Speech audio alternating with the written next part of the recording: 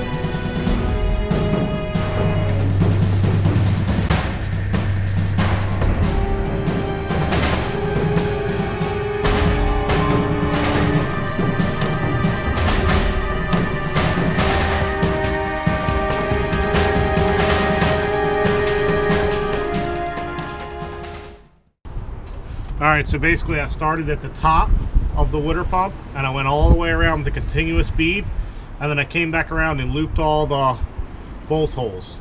The directions say to install it immediately, finger tight, and then wait about an hour for it to set, and then torque them down.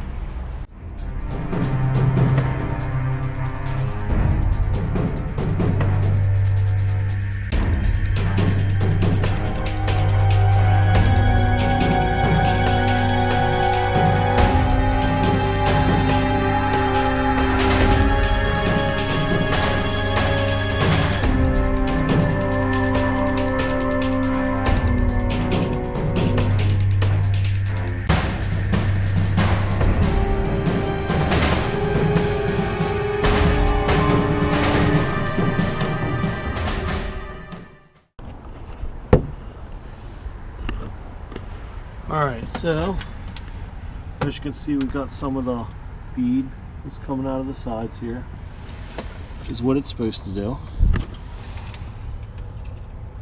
And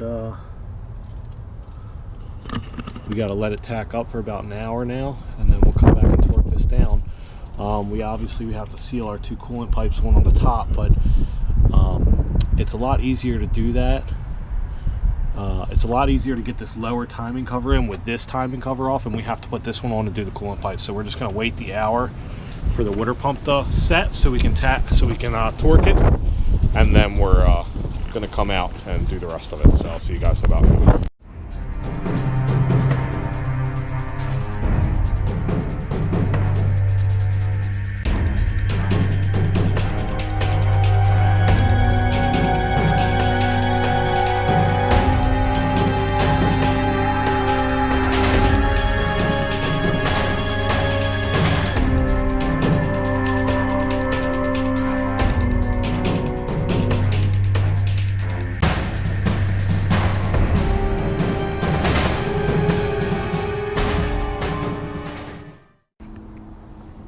Hey, what's up everyone? So yesterday we got the water pump and the water necks sealed back on.